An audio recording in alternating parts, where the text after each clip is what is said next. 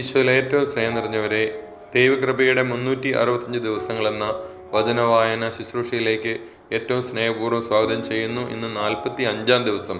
നിയമാവർത്തന പുസ്തകം 10 മുതൽ 12 വരെയുള്ള അധ്യായങ്ങളാണ് നമ്മളിന്ന് വായിക്കുക. അനുസരണം ആവശ്യപ്പെടുന്നതും നമ്മൾക്ക് ലഭിക്കുന്ന അനുഗ്രഹങ്ങളെക്കുറിച്ചും ശാപങ്ങളെക്കുറിച്ചും ഇതിൽ വിശദമായിട്ട് ദൈവം സംസാരിക്കുന്നു.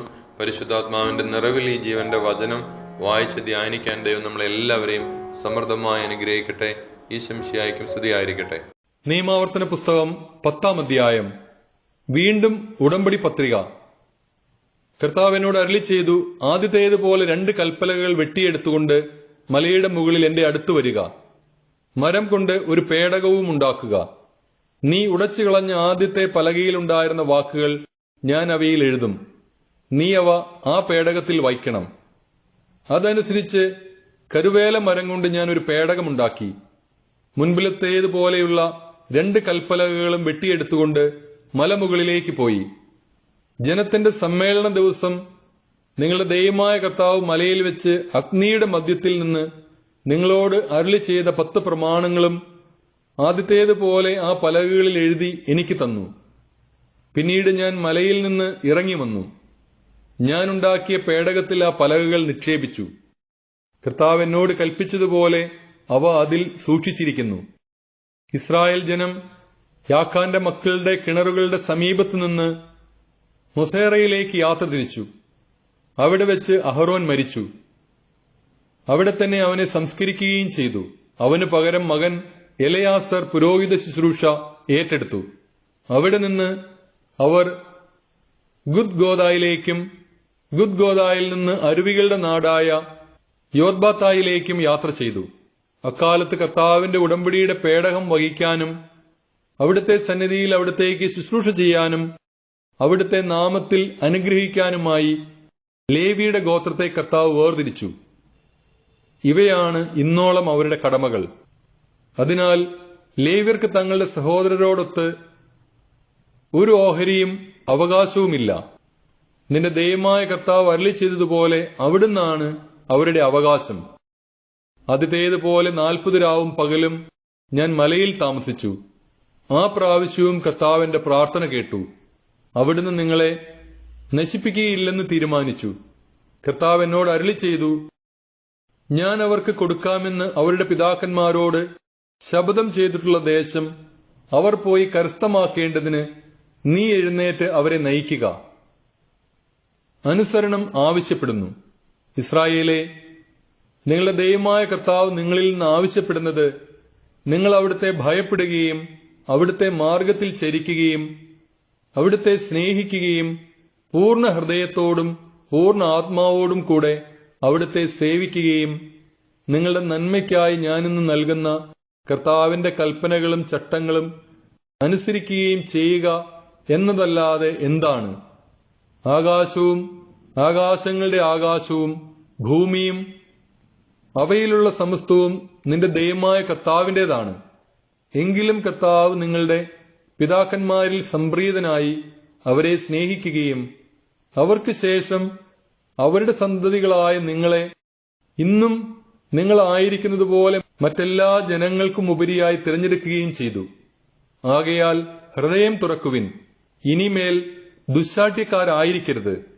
എന്തെന്നാൽ നിങ്ങളുടെ ദൈവമായ കർത്താവ് ദൈവങ്ങളുടെ ദൈവവും നാഥന്മാരുടെ നാഥനും മഹാനും ശക്തനും ഭീതിതനുമായ ദൈവവും മുഖം നോക്കാത്തവനും കൈക്കൂലി വാങ്ങാത്തവനുമാണ്. അവിടുന്ന് അനാഥർക്കും വിധവകൾക്കും നീതി നടത്തിക്കൊടുക്കുന്നു. ഭക്ഷണവും വസ്ത്രവും നൽകി പരദേശിയെ സ്നേഹിക്കുകയും ചെയ്യുന്നു. അതിനാൽ പരദേശിയെ സ്നേഹിക്കുക. ഈജിപ്തിൽ നിങ്ങൾ പരദേശികളായിരുന്നല്ലോ. നിങ്ങളുടെ ദൈവമായ കർത്താവിനെ ഭയപ്പെടണം. നിങ്ങൾ അവിടുത്തെ സേവിക്കുകയും അവിടുത്തോട് ചേർന്ന് നിൽക്കുകയും അവിടുത്തെ നാമത്തിൽ മാത്രം സത്യം ചെയ്യുകയും വേണം. അവിടുന്നാണ് നിങ്ങളുടെ അഭിമാനം. നിങ്ങളുടെ കണ്ണുകൾ കണ്ടിട്ടുള്ള മഹത്വം ഭയങ്കരവുമായ ഈ പ്രവൃത്തികൾ നിങ്ങൾക്ക് വേണ്ടി ചെയ്ത നിങ്ങളുടെ ദൈവമാണ് അവിടുന്ന്. നിങ്ങളുടെ പിതാക്കന്മാർ 70 പേരാണ് ഈജിപ്തിലേക്ക് പോയത്. എന്നാൽ ഇപ്പോൾ നിങ്ങളുടെ ദൈവമായ കർത്താവ് നിങ്ങളെ ആകാശത്തിലെ നക്ഷത്രങ്ങൾ കണക്കെ അസംഖ്യമായി വർദ്ധിപ്പിച്ചിരിക്കുന്നു. നിയമാവർത്തന പുസ്തകം 11-ാം അധ്യായം. കർത്താവിന്റെ ശക്തി. നിങ്ങളുടെ ദൈവമായ കർത്താവിനെ എന്നും സ്നേഹിക്കുകയും അവിടുത്തെ അനുശാസനങ്ങളും ചട്ടങ്ങളും നിയമങ്ങളും കൽപ്പനകളും അനുസരിക്കുകയും ചെയ്യുവിൻ. ഇന്ന് നിങ്ങൾ ഓർക്കുവിൻ, ഇവയൊന്നും കാണുകയോ അറിയുകയോ ചെയ്തിട്ടില്ലാത്ത നിങ്ങളുടെ മക്കളോടല്ല ഞാൻ സംസാരിക്കുന്നത്. നിങ്ങളുടെ ദൈവമായ കർത്താവിന്റെ ശിക്ഷണ നടപടികൾ, അവിടുത്തെ മഹത്വം, ശക്തമായ കരം നീട്ടി ഈജിപ്തിൽ വെച്ച് അവിടുത്തെ രാജാവായ ഫറവോയ്ക്കും അവന്റെ രാജ്യത്തിനുമെതിരായി അവിടുന്ന് പ്രവർത്തിച്ച അടയാളങ്ങളും അത്ഭുതങ്ങളും, ഈജിപ്തുകാരുടെ സൈന്യത്തോടും അവരുടെ കുതിരകളോടും രഥങ്ങളോടും പ്രവർത്തിച്ചത്, അവർ നിങ്ങളെ പിന്തുടർന്നപ്പോൾ ചെങ്കടലിലെ വെള്ളം കൊണ്ട് അവരെ മൂടിയത്, ഈ ദിവസം വരെ കർത്താവ് അവരെ നശിപ്പിച്ചത്, നിങ്ങൾ ഇവിടെ എത്തുന്നതുവരെ മരുഭൂമിയിൽ വെച്ച് അവിടുന്ന് നിങ്ങൾക്ക് വേണ്ടി ചെയ്തിട്ടുള്ളവ, റൂബന്റെ മകൻ ഏലിയാബിന്റെ മക്കളായ ദാത്താനോടും അബീറാമിനോടും അവിടുന്ന് ചെയ്തവ, ഇസ്രായേലിന്റെ മധ്യേ വെച്ച് വാ പിളർന്ന് അവരെ അവരുടെ കുടുംബങ്ങളോടും കൂടാരങ്ങളോടും മനുഷ്യമൃഗാദികളായ സകല സമ്പത്തോടും കൂടെ വിഴുങ്ങിയത്, ഇവയെല്ലാം നിങ്ങൾ ഓർമ്മിക്കുവിൻ. ദൈവം ചെയ്തിട്ടുള്ള മഹനീയ കൃത്യങ്ങളെല്ലാം നിങ്ങൾ സ്വന്തം കണ്ണുകൊണ്ട് കണ്ടിട്ടുള്ളവയാണല്ലോ. അനുഗ്രഹവും ശാപവും. ഞാൻ ഇന്ന് തരുന്ന കൽപ്പനകളെല്ലാം നിങ്ങൾ അനുസരിക്കണം. എങ്കിൽ മാത്രമേ നിങ്ങൾ ശക്തരാവുകയും നിങ്ങൾ കൈവശമാക്കാൻ പോകുന്ന ദേശം സ്വന്തമാക്കുകയും നിങ്ങളുടെ പിതാക്കന്മാർക്കും അവരുടെ സന്തതികൾക്കുമായി നൽകുമെന്ന് കർത്താവ് ശപഥം ചെയ്ത തേനും പാലും ഒഴുകുന്ന ആ ഭൂമിയിൽ നിങ്ങൾ ദീർഘകാലം വസിക്കാൻ ഇടയാവുകയും ചെയ്യുകയുള്ളൂ. നിങ്ങൾ കൈവശമാക്കാൻ പോകുന്ന ദേശം നിങ്ങൾ ഉപേക്ഷിച്ചു പോന്ന ഈജിപ്ത് പോലെയല്ല. അവിടെ വിത്ത് വിതച്ചതിനു ശേഷം ഒരു പച്ചക്കറിത്തോട്ടത്തെ എന്ന പോലെ ക്ലേശിച്ച് നനയ്ക്കേണ്ടിയിരുന്നു. എന്നാൽ നിങ്ങൾ കൈവശമാക്കാൻ പോകുന്ന ദേശം ധാരാളം മഴ കിട്ടുന്ന കുന്നുകളും താഴ്വരകളും നിറഞ്ഞതാണ്. നിങ്ങളുടെ ദൈവമായ കർത്താവ് സദാ പരിപാലിക്കുന്ന ദേശമാണത്. വർഷത്തിന്റെ ആരംഭം മുതൽ അവസാനം വരെ എപ്പോഴും അവിടുന്ന് അതിനെ കടാക്ഷിച്ചുകൊണ്ടിരിക്കുന്നു. ഇന്ന് ഞാൻ നിങ്ങൾക്ക് നൽകുന്ന കൽപ്പനകൾ അനുസരിച്ച് നിങ്ങളുടെ ദൈവമായ കർത്താവിനെ പൂർണ്ണ ഹൃദയത്തോടും പൂർണ്ണ ആത്മാവോടും കൂടെ സ്നേഹിക്കുകയും സേവിക്കുകയും ചെയ്യുകയാണെങ്കിൽ നിങ്ങൾക്ക് ധാന്യങ്ങളും വീഞ്ഞും എണ്ണയും സമൃദ്ധമായി ലഭിക്കത്തക്ക വിധം നിങ്ങളുടെ ഭൂമിക്ക് ആവശ്യമായ ശരത്കാല വൃഷ്ടിയും വസന്തകാല വൃഷ്ടിയും യഥാസമയം അവിടുന്ന് നൽകും. നിങ്ങൾക്ക് ഭക്ഷ്യവിഭവങ്ങൾ നൽകുന്ന കന്നുകാലികൾക്ക് ആവശ്യമായ പുല്ല് നിങ്ങളുടെ മേച്ചിൽ സ്ഥലത്ത് ഞാൻ മുളപ്പിക്കും. അങ്ങനെ നിങ്ങൾ സംതൃപ്തരാകും. വഞ്ചിക്കപ്പെട്ട് വഴിതെറ്റി അന്യദേവന്മാരെ സേവിക്കുകയും അവരുടെ മുൻപിൽ പ്രണമിക്കുകയും ചെയ്യാതിരിക്കാൻ സൂക്ഷിച്ചുകൊള്ളുവിൻ. അല്ലെങ്കിൽ കർത്താവിന്റെ കോപം നിങ്ങൾക്കെതിരായി ജ്വലിക്കും. മഴയുണ്ടാകാതിരിക്കാൻ അവിടുന്ന് ആകാശം അടച്ചു കളയും. ഭൂമി വിളവ് നൽകുകയില്ല. അങ്ങനെ കർത്താവ് നൽകുന്ന വിശിഷ്ട ദേശത്തു നിന്ന് നിങ്ങൾ വളരെ വേഗം അറ്റുപോകും. ആകയാൽ എന്റെ ഈ വചനം ഹൃദയത്തിലും മനസ്സിലും സൂക്ഷിക്കുവിൻ. അടയാളമായി അവയെ നിങ്ങളുടെ കയ്യിൽ കെട്ടുകയും പട്ടമായി നെറ്റിത്തടത്തിൽ ധരിക്കുകയും ചെയ്യുവിൻ. നിങ്ങൾ വീട്ടിലായിരിക്കുമ്പോഴും യാത്ര ചെയ്യുമ്പോഴും കിടക്കുമ്പോഴും എഴുന്നേൽക്കുമ്പോഴും അവയെപ്പറ്റി സംസാരിച്ചുകൊണ്ട് നിങ്ങളുടെ മക്കളെ പഠിപ്പിക്കണം. നിങ്ങളുടെ വീടുകളുടെ കട്ടിളക്കാലുകളിലും പടിവാതിലുകളിലും അവ രേഖപ്പെടുത്തണം. അപ്പോൾ നിങ്ങളുടെ പിതാക്കന്മാർക്ക് നൽകുമെന്ന് കർത്താവ് ശപഥം ചെയ്ത നാട്ടിൽ നിങ്ങളും നിങ്ങളുടെ മക്കളും ദീർഘകാലം ഭൂമിക്ക് മുകളിൽ ആകാശം ഉണ്ടായിരിക്കുന്നിടത്തോളം കാലം വസിക്കും. ഞാൻ നൽകുന്ന ഈ കൽപ്പനകളെല്ലാം നിങ്ങൾ ശ്രദ്ധാപൂർവം പാലിച്ച് നിങ്ങളുടെ ദൈവമായ കർത്താവിനെ സ്നേഹിക്കുകയും അവിടുത്തെ മാർഗത്തിൽ ചരിക്കുകയും അവിടുത്തോട് ചേർന്ന് നിൽക്കുകയും ചെയ്താൽ കർത്താവ് ഈ ജനതകളെയെല്ലാം നിങ്ങളുടെ മുൻപിൽ നിന്ന് അകറ്റിക്കളയും. നിങ്ങളെക്കാൾ വലിയവരും ശക്തരുമായ ജനതകളെ നിങ്ങൾ കീഴ്പ്പെടുത്തുകയും ചെയ്യും. നിങ്ങൾ കാലുകുത്തുന്ന സ്ഥലമെല്ലാം മരുഭൂമി മുതൽ ലെബനോൻ വരെയും മഹാനദിയായ യൂഫ്രട്ടീസ് മുതൽ പശ്ചിമ സമുദ്രം വരെയുമുള്ള പ്രദേശം മുഴുവൻ നിങ്ങളുടേതായിരിക്കും. ആർക്കും നിങ്ങളെ ചെറുത്തു നിൽക്കാൻ കഴിയുകയില്ല. നിങ്ങളുടെ ദൈവമായ കർത്താവ് വാഗ്ദാനം ചെയ്തിട്ടുള്ളതുപോലെ നിങ്ങൾ കാലുകുത്തുന്ന സകല പ്രദേശങ്ങളിലും നിങ്ങളെക്കുറിച്ച് ഭയവും പരിഭ്രാന്തിയും അവിടുന്ന് സംജാതമാക്കും. ഇന്നേ ദിവസം നിങ്ങളുടെ മുൻപിൽ ഞാനൊരു അനുഗ്രഹവും ശാപവും വയ്ക്കുന്നു. ഇന്ന് ഞാൻ നിങ്ങൾക്ക് നൽകുന്ന നിങ്ങളുടെ ദൈവമായ കർത്താവിന്റെ കൽപ്പനകൾ അനുസരിച്ചാൽ അനുഗ്രഹം. നിങ്ങളുടെ ദൈവമായ കർത്താവിന്റെ കൽപ്പനകൾ അനുസരിക്കാതെ ഞാൻ ഇന്ന് കൽപ്പിക്കുന്ന മാർഗത്തിൽ നിന്ന് വ്യതിചലിച്ച് നിങ്ങൾക്ക് അജ്ഞാതരായ അന്യദേവന്മാരുടെ പുറകെ പോയാൽ ശാപം. നിങ്ങളുടെ ദൈവമായ കർത്താവ് നിങ്ങൾ കൈവശമാക്കാൻ പോകുന്ന ദേശത്ത് നിങ്ങളെ പ്രവേശിപ്പിക്കുമ്പോൾ ഗരീസീം മലയിൽ അനുഗ്രഹവും ഏബാൽ മലയിൽ ശാപവും സ്ഥാപിക്കണം.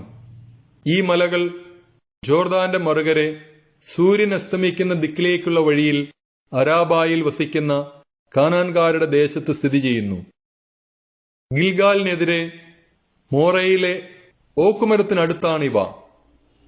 നിങ്ങളുടെ ദൈവമായ കർത്താവ് നിങ്ങൾക്ക് നൽകുന്ന ദേശത്ത് പ്രവേശിക്കാൻ നിങ്ങൾ ജോർദാൻ കടന്നു പോകാറായിരിക്കുന്നു. അത് കൈവശപ്പെടുത്തി നിങ്ങൾ അവിടെ വസിക്കുവിൻ. ഇന്ന് ഞാൻ നിങ്ങൾക്ക് നൽകുന്ന ചട്ടങ്ങളും നിയമങ്ങളും അനുസരിച്ച് പ്രവർത്തിക്കാൻ ശ്രദ്ധിച്ചുകൊള്ളുവിൻ. നിയമാവർത്തന പുസ്തകം 12-ാം അധ്യായം. ആരാധനാ സ്ഥലം.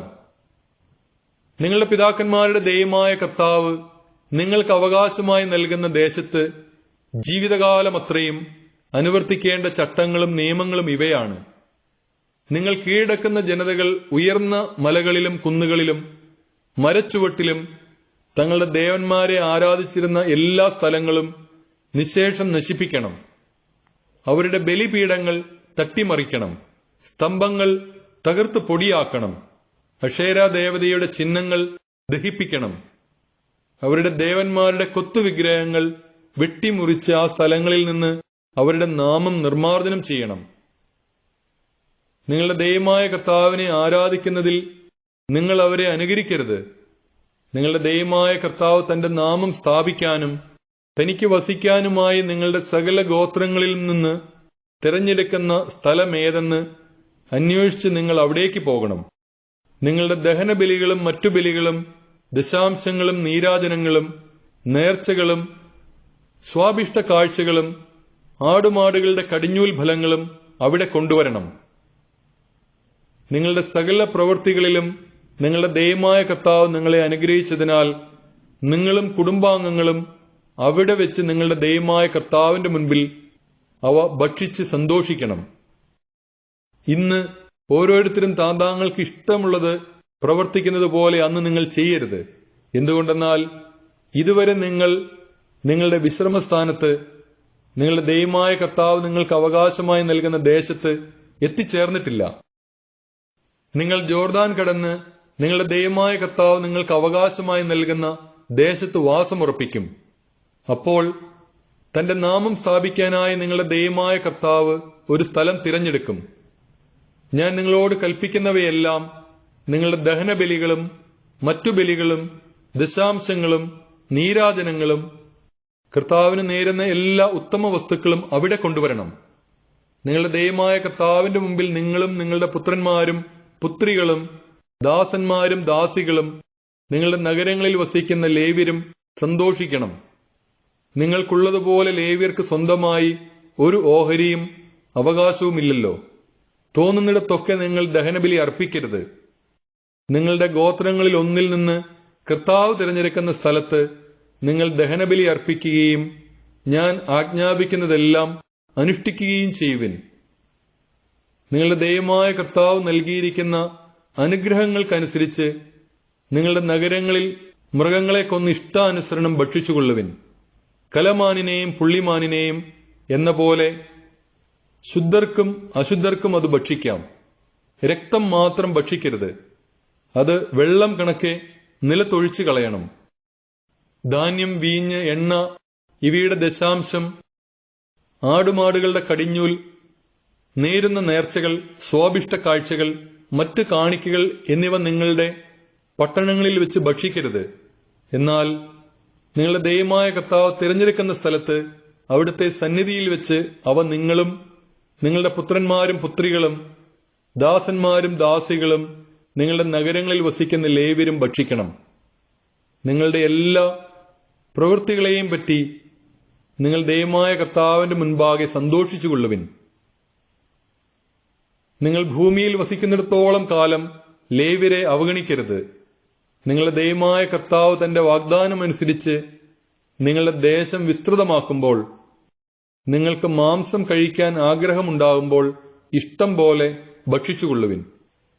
നിങ്ങളുടെ ദൈവമായ കർത്താവ് തന്റെ നാമം സ്ഥാപിക്കാൻ തിരഞ്ഞെടുത്ത സ്ഥലം വിദൂരത്താണെങ്കിൽ, ഞാൻ ആജ്ഞാപിച്ചിട്ടുള്ളതുപോലെ ദൈവം നിങ്ങൾക്ക് തന്നിരിക്കുന്ന ആടുമാടുകളെ കൊന്ന് നിങ്ങളുടെ പട്ടണത്തിൽ വെച്ച് തന്നെ ഇഷ്ടാനുസരണം ഭക്ഷിച്ചുകൊള്ളുവിൻ. കലമാനിനെയും പുള്ളിമാനിനെയും എന്നതുപോലെ ശുദ്ധനും അശുദ്ധനും അവ ഭക്ഷിക്കാം. ഒന്നു മാത്രം ശ്രദ്ധിക്കുക, രക്തം ഭക്ഷിക്കരുത്. രക്തം ജീവനാണ്. മാംസത്തോടൊപ്പം ജീവനെയും നിങ്ങൾ ഭക്ഷിക്കരുത്. നിങ്ങളത് ഭക്ഷിക്കരുത്. ജലം എന്നതുപോലെ നിലത്തൊഴിച്ചു കളയണം. നിങ്ങളത് ഭക്ഷിക്കരുത്. അങ്ങനെ കർത്തൃസന്നിധിയിൽ ശരിയായത് പ്രവർത്തിക്കുമ്പോൾ നിങ്ങൾക്കും നിങ്ങൾക്ക് ശേഷം നിങ്ങളുടെ സന്തതികൾക്കും നന്മയുണ്ടാകും.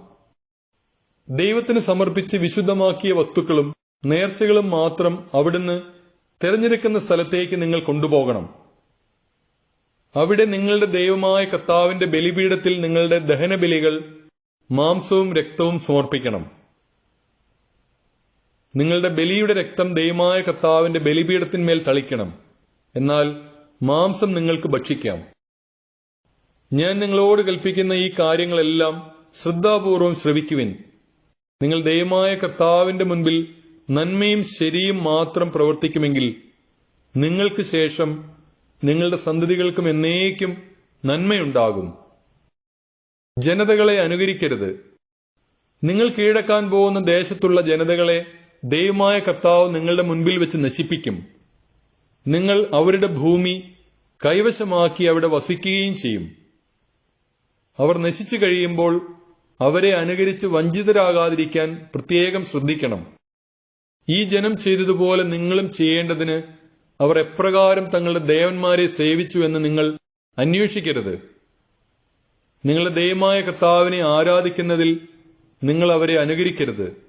കർത്താവ് വെറുക്കുന്ന സകല മ്ലേച്ഛതകളും അവർ തങ്ങളുടെ ദേവന്മാർക്ക് വേണ്ടി ചെയ്തു. ദേവന്മാർക്ക് വേണ്ടി അവർ തങ്ങളുടെ പുത്രന്മാരെയും പുത്രികളെയും പോലും തീയിൽ ദഹിപ്പിച്ചു. ഞാൻ നിങ്ങളോട് കൽപ്പിക്കുന്ന കാര്യങ്ങളിലെല്ലാം നിങ്ങൾ ശ്രദ്ധാലുക്കളായിരിക്കണം. ഒന്നും കൂട്ടുകയോ കുറയ്ക്കുകയോ ചെയ്യരുത്.